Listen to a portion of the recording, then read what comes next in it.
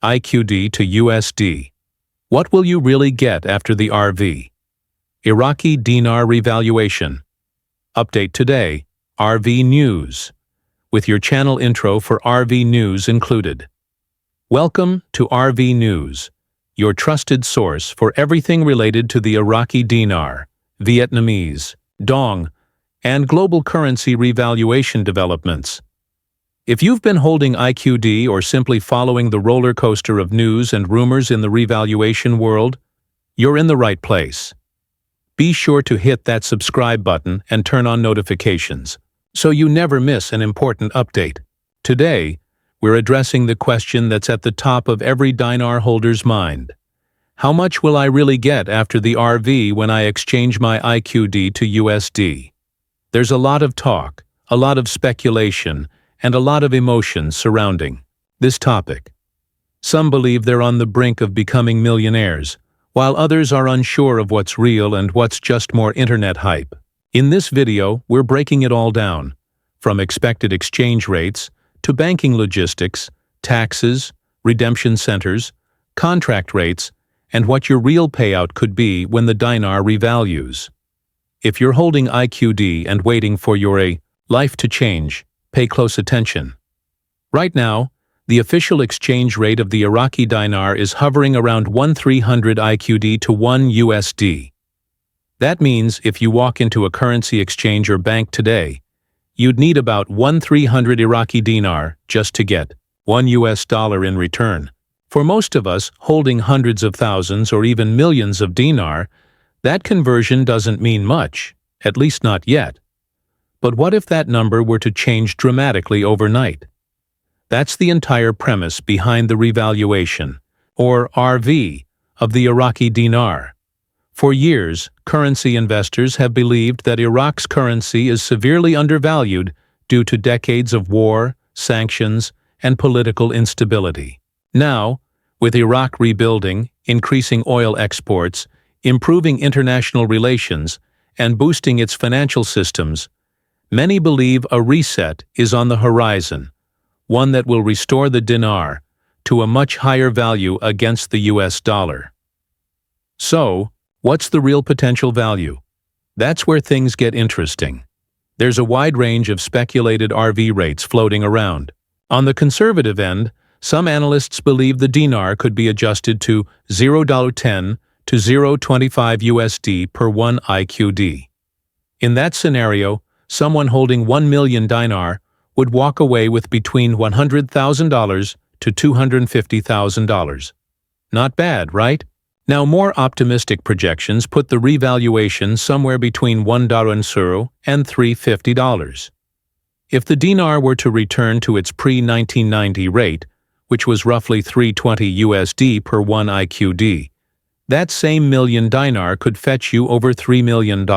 This is why so many people have been holding on to their currency for years, even decades, in hopes that a single announcement could change their financial future forever. But let's pump the brakes and look at all the moving pieces, because while these numbers look exciting, what you actually receive in your hand is influenced by far more than just the headline exchange rate. One major factor to consider is where and how you exchange your dinar. Post-RV, not every financial institution will be prepared or even willing to process large IQD transactions. Major banks like Wells Fargo, Chase, and Bank of America have been quietly rumored to have infrastructure in place, but nothing has been officially confirmed. Some insiders talk about redemption centers, private facilities set up specifically to handle revalued currency transactions, particularly for larger holders. These centers may offer better privacy, faster service, and possibly even better rates, depending on whether you've scheduled an appointment or are part of a structured exchange group. Then there's the matter of contract rates, which are rumored higher than public exchange rates offered to specific groups of holders who may have signed non-disclosure agreements, NDAs, and met special criteria. If you're eligible for such a program, the payout could be significantly higher. But keep in mind, these are speculative and not guaranteed. Always do your own due diligence and be wary of scams promising exclusive access for a fee. Even if you do qualify for a premium rate or use a redemption center, the final amount you walk away with will still be subject to taxation. Many in the community overlook this, but it's critical.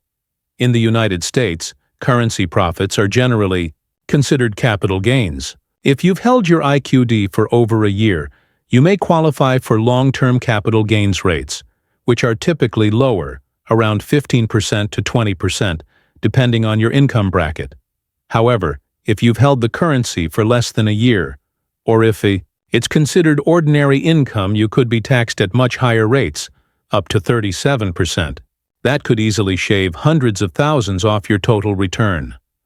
Furthermore, each state may have its own tax regulations regarding foreign currency gains. Some investors are setting up trusts, LLCs, or other financial vehicles now to legally minimize taxes when the RV happens. You should absolutely consult a qualified tax advisor before exchanging your dinar. The difference between a smart and uninformed decision could literally be millions. Let's also talk about fees.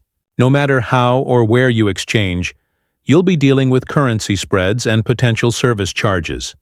Banks, like any other business, make money off these transactions. If a bank is buying your dinar for $2.50 per IQD, but offering you $2.30, that $0.20 difference per dinar is profit for them.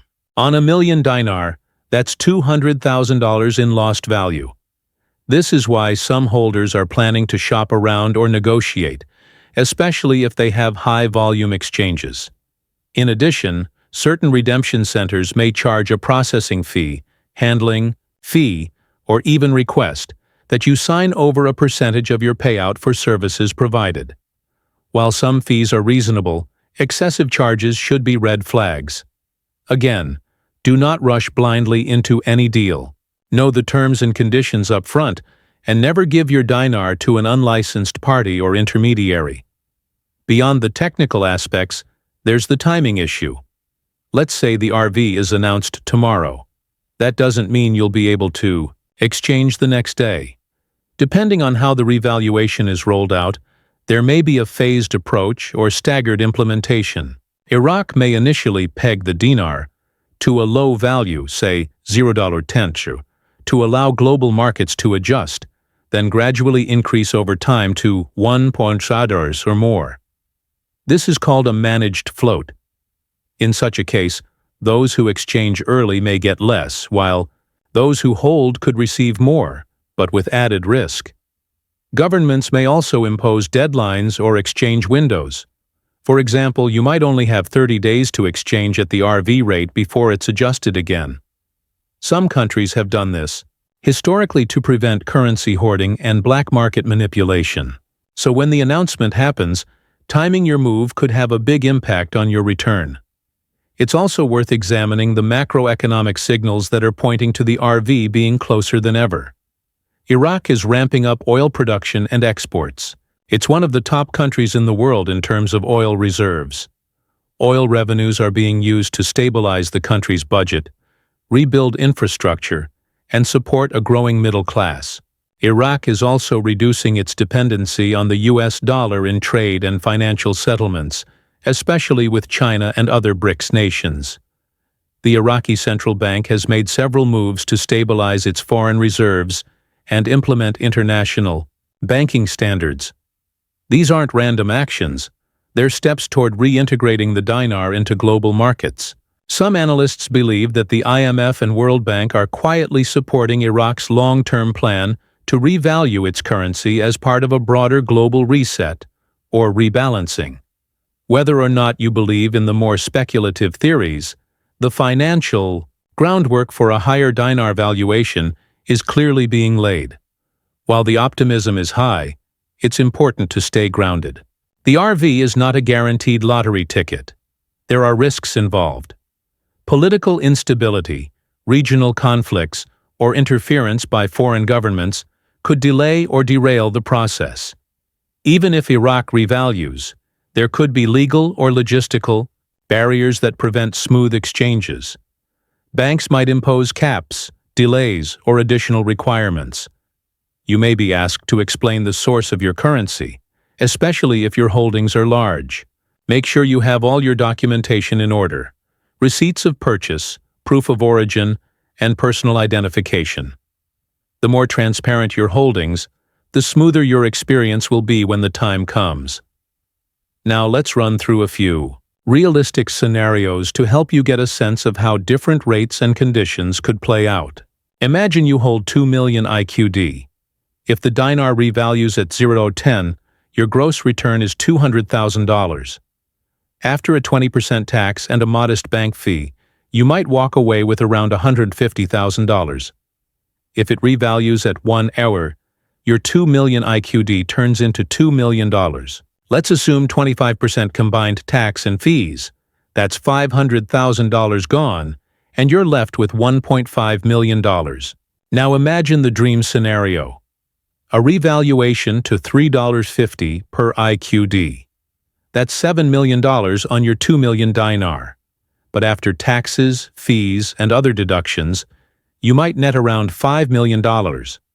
Not bad at all, but only if you've planned correctly. The same exchange could leave another holder with far less if they didn't prepare for taxes, if they took a lower public rate, or if they fell victim to poor exchange timing. Many in the dinar community are also considering wealth protection strategies. After all, if you're suddenly holding millions, you'll need a clear plan. Some are opening offshore accounts, creating trusts, or setting up family foundations. Others are working with asset protection firms to ESI,